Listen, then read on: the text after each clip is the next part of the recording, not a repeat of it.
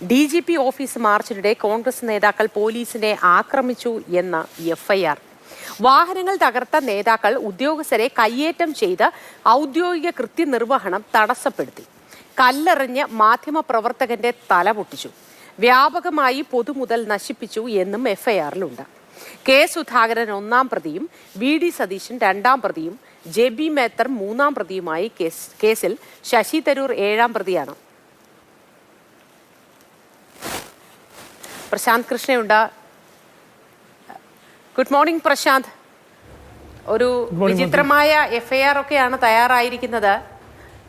1-ഉം 2-ഉം 7-ഉം പ്രതികളൊക്കെ പ്രമുഖരായ കോൺഗ്രസ് നേതാക്കളാണ്. എന്താണ് എഫ്ഐആറിൽ കൂടുതൽ പറഞ്ഞിട്ടുള്ളത്? ഇനി മുന്നോട്ടുള്ള കോൺഗ്രസിന്റെ പോക്ക് എന്തായിരിക്കും? അവരെന്തൊക്കെ നിയമ നടപടികളായിരിക്കും സ്വീകരിക്കുക? Good morning Mothi. ഇന്നലെ നവകേരള സദസ്സിൻ്റെ സമാപന ദിവസം ഈ കഴിഞ്ഞ നവകേരള സദസ്സിൻ്റെ യാത്രയിലുടനീളം പോലീസ് കോൺഗ്രസ് പ്രവർത്തകരെ ആക്രമിച്ചു. ആ മർദ്ദനത്തിൽ പ്രതിഷേധിച്ചുകൊണ്ടാണ് ഇന്നലെ കോൺഗ്രസിൻ്റെ നേതൃത്വത്തിൽ ഈ മാർച്ച് നടന്നത്. ഈ മാർച്ച് നടക്കുമ്പോൾ നമ്മൾ കണ്ടതാണ് DGP ഓഫീസിന് മുന്നിൽ മാർച്ച് തടഞ്ഞു. ഈ മാർച്ചിൻ്റെ വേദിയിൽ, അതായത് ഈ ഉദ്ഘാടന വേദിയിൽ KPC പ്രസിഡന്റ് കെ സുധാകരൻ ഉണ്ടായിരുന്നു, രമേശ് ചെന്നിത്തല ഉണ്ടായിരുന്നു, പ്രതിപക്ഷ നേതാവ് VD സതീശൻ ഉണ്ടായിരുന്നു, ശശി തരൂർ ഉണ്ടായിരുന്നു, മുതിർന്ന നേതാക്കളെല്ലാം ഉണ്ടായിരുന്നു. കെ സുധാകരൻ സംസാരിച്ചു കഴിഞ്ഞ് VD സതീശൻ സംസാരിക്കുന്ന അവസരത്തിലാണ് പോലീസിൻ്റെ ഭാഗത്തു നിന്ന് ജലപീരങ്കി പ്രയോഗം ആ വേദിയിലേക്കുണ്ടായത്. ആ സമയത്താണ് കണ്ണീർ വാതക ഷെല്ല് പ്രയോഗിക്കുകയും ചെയ്തത്. അപ്പോൾ സാധാരണ കോൺഗ്രസ് ഏതെങ്കിലും ഒരു പാർട്ടിയുടെ നേതാക്കളോ MLA-മാരൊക്കെ പങ്കെടുക്കുന്ന ഒരു പ്രതിഷേധ പരിപാടിയാണെങ്കിൽ പോലീസിൻ്റെ ഇത്തരത്തിലുള്ള ഒരു നടപടി ഉണ്ടാകാറില്ല. അതാണ് കീഴ്വഴക്കം. പക്ഷെ അതെല്ലാം ലംഘിച്ചുകൊണ്ടുള്ള പ്രവൃത്തി തന്നെ ഇന്നലെ ഉണ്ടായി.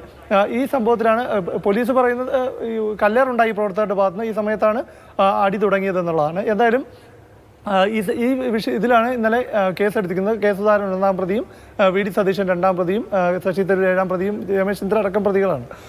ഈ കേസിലെ എഫ്ഐആറിലാണ് ഈ നേതാക്കൾ ആക്രമണം നടത്തി, വാഹനം തല്ലി തകർക്കാൻ ശ്രമിച്ചു, നേതാക്കൾ പോലീസിനെ ആക്രമിച്ചു എന്നെല്ലാമാണ് ഈ എഫ്ഐആറിൽ വ്യക്തമാക്കുന്നത്. പക്ഷേ ഈ നേതാക്കൾ ഈ ജലപീരങ്കി പ്രയോഗത്തിന് പിന്നാലെയുള്ള കണ്ണീർ വാതക ഷെല്ല് പ്രയോഗ സമയത്ത് കെ സുധാകരനടക്കം ദേഹാസ്വാസ്ഥ്യമുണ്ടായി ആശുപത്രിയിലേക്ക് മാറ്റിയ കാഴ്ചകളെല്ലാം തന്നെ നമ്മൾ ദൃശ്യങ്ങളടക്കം നൽകിയാണ്. അപ്പോൾ ഈ നേതാക്കൾ ആക്രമിച്ചു എന്നടക്കമാണ് ഈ എഫ്ഐആറിൽ പറയുന്നത്. പിന്നെ ഈ നവകേരള സദസ്സിൻ്റെ ബോർഡുകൾ തകർത്തു, അത്തരം സംഭവങ്ങൾ ഉണ്ടായിട്ടുമുണ്ട്. വ്യാപകമായ പൊതുമുതൽ നഷ്ടമുണ്ടായി എന്നാണ് എഫ്ഐആർ വ്യക്തമാക്കുന്നത്. അതായത് PDPP ആക്ട് അടക്കം ചുമത്തിയിട്ടുണ്ട്. എന്തായാലും ഇന്നലത്തെ ഈ സംഭവങ്ങളിൽ പോലീസ് നേതാക്കൾക്ക് നേരെ നടത്തിയ ആക്രമണത്തിൽ KPC ഇന്നലെ രാത്രി തന്നെ യോഗം ചേർന്ന് പ്രതിഷേധം അറിയിച്ചു. കെ സുധാകരനാകട്ടെ ഈ പോലീസിൻ്റെ നടപടിക്കെതിരെ ലോക്സഭാ സ്പീക്കർക്കടക്കം ഈ മുഖ്യമന്ത്രിയുടെ അറിവോടെയാണ് ഈ പോലീസ് അതിക്രമം ഉണ്ടായതെന്നുള്ള പരാതി കൊടുത്തിട്ടുണ്ട്. അപ്പോൾ ഒരു വശത്ത് ഇത്തരം സംഭവങ്ങൾ നടക്കുന്നു. പോലീസാകട്ടെ ഇന്നലത്തെ ഈ സംഭവങ്ങൾ കോൺഗ്രസ് പ്രതിഷേധത്തിലുണ്ടായ കല്ലേറും അതേ തുടർന്നുണ്ടായ ഈ അക്രമ സംഭവങ്ങൾ നേതാക്കൾ തന്നെ നേരിട്ട് നടത്തി എന്ന തരത്തിലുള്ള FIR ആണ് തയ്യാറാക്കിയിരിക്കുന്നത്. ഇത് തീർച്ചയായും രാഷ്ട്രീയ ചർച്ചയാകും. ഇന്നിപ്പോൾ കോൺഗ്രസിൻ്റെ നേതാക്കളെല്ലാം തന്നെ പ്രതികരിക്കാൻ തിരുവനന്തപുരത്തുണ്ട്. അവരുടെ ഭാഗത്തുനിന്നുള്ള പ്രതികരണങ്ങളുണ്ടാകും. LDF നടക്കുന്നതുകൊണ്ട് തന്നെ നവകേരള സദസ്സ് കഴിഞ്ഞെങ്കിലും ഇതുമായി ബന്ധപ്പെട്ട അക്രമ സംഭവങ്ങളും അതുമായി ബന്ധപ്പെട്ട രാഷ്ട്രീയ വിവാദങ്ങളും തുടരും എന്നത് തന്നെയാണ്.